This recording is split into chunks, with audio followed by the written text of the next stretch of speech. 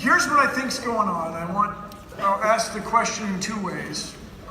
As you may know, I'm a white guy. I belong to two unions, but I think the problem on both sides is fear. Yep. People are afraid, people of my ancestry are afraid of having to pay for everything when, as immigrants come into this country. People who come in, the people who work at the diner in Alabama are afraid to try to ask for what is reasonable. So do you have a plan to work with people in Congress that are afraid? And I think that's what's going on with many of the conservatives, especially when it comes to climate change. People are just afraid of what will happen if we try to make these big changes. To this day, I've never heard a person actually like level with me and be like, listen, my main donors are fossil fuel people and I just can't.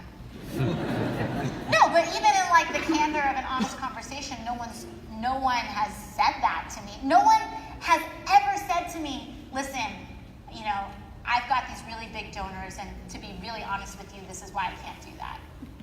But we all know that's what's happening, and everyone blames it on their electorate. One thing, you know, in contrast to fear, is to tell you something about courage, because the thing about courage is that courage is self-propagating. Courage begets courage.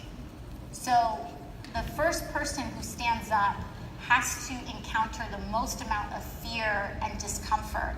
But once that one person stands up, it becomes immensely easier for the second person and the third and the fourth, until it doesn't take any courage at all to stand up for something or to do something.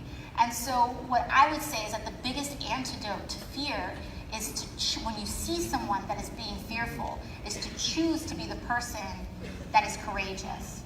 To show other people what courage looks like, to be the first person in the room to say, that's not right, or to be the person in the room, you know, when there's this conversation, and the conversation starts to get taken over with fear-mongering, with like, Venezuela this and whatever, is to say, you know what, like, the thing about fear is that it's all designed to get you to run away from something, and it's not a plan. Fear is not a plan. But courage is a plan. Courage is, this is what we're gonna do. This is where we're gonna go. This is what I'm going to stand up, and this is the action that I'm going to take. Courage is about our future, and fear is just about anxiety. And if you're sick and tired of being an anxious nation, then you have to just be rejecting fear outright. We can't allow ourselves to be governed by fear anymore. We can't allow ourselves to be governed by that kind of rationale, to say, I'm not gonna allow fear to control me anymore. I am going to stand up and do the courageous thing.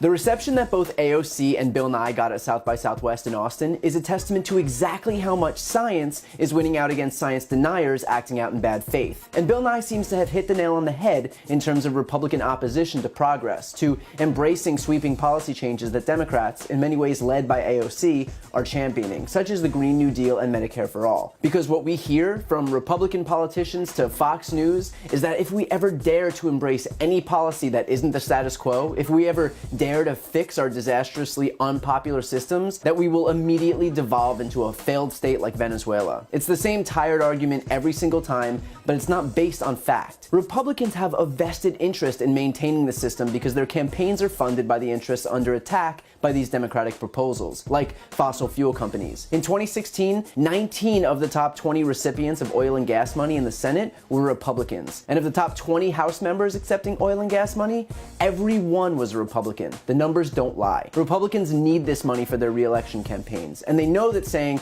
look, big oil owns my campaign, so I have to take care of them first and foremost, clearly won't work. But if they say instead that the damn leftists from San Francisco are trying to convince you that the climate is changing so they can establish a socialist state and take all your hard-earned money, if they can scare voters into believing baseless ideas like Democrats want to take away cows and planes, they don't, then they don't have to tell the truth. They don't have to own up to the fact that they're just doing big oil's bidding, that they're ignoring what is essentially full consensus from scientists about climate change, and that the majority of this country supports the Green New Deal and that it does want to fix our healthcare system. And look, it is no secret that our system as it stands is not working, especially not for regular Americans. If you get sick, you're gonna get kicked really hard in the wallet. We are the only industrialized nation on the planet that has a for-profit healthcare system.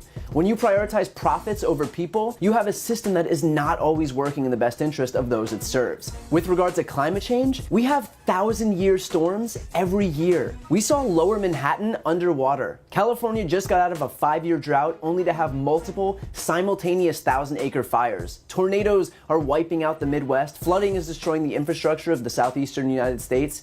Every year is the hottest year on record. This is not normal. It's costing us billions of dollars, and the only reason there's no movement is because a few hundred people in Congress want to keep their jobs. They're not protecting their electorate. Clearly, as people continue to die from extreme conditions, they're protecting themselves.